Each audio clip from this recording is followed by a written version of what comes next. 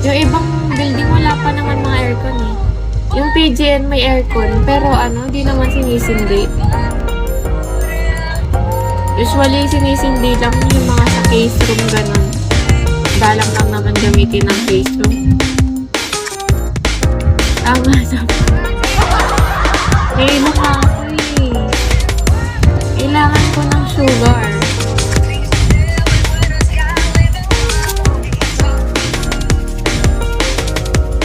Kaya nga. Kaya nung nag-practice kami ng ng sayaw, ng kulmi, sinulit namin, nagpa-practice kami dun sa may aircon. Namin, sinusungkit namin sa payong. Kasi yung mga aircon yung sa taas, kakaibang aircon, hindi yung mga normal na aircon. Lulubong na naman kilay.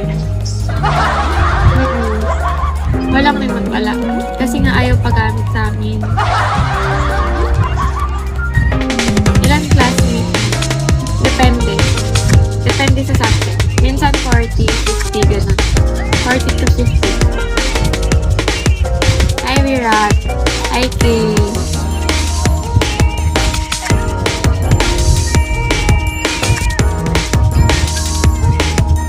Kapag nasita kami walang kaahon.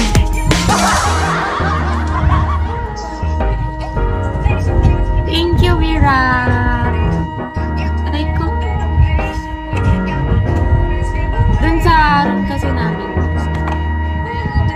Naiintindihan kaya ako nito.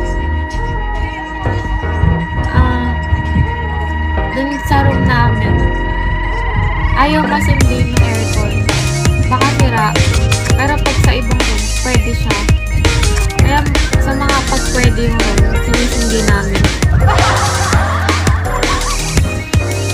Kaso kasi, pangit. Parang per subject, naglilipat kami ng room. Hindi permanent yung room. Hindi kami kapag high school, diba?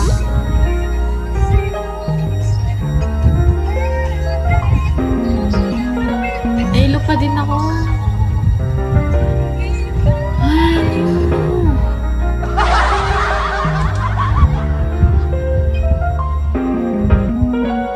Poly.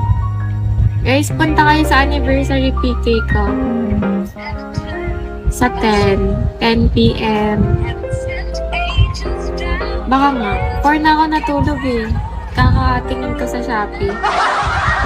Parang na ako, chinek out.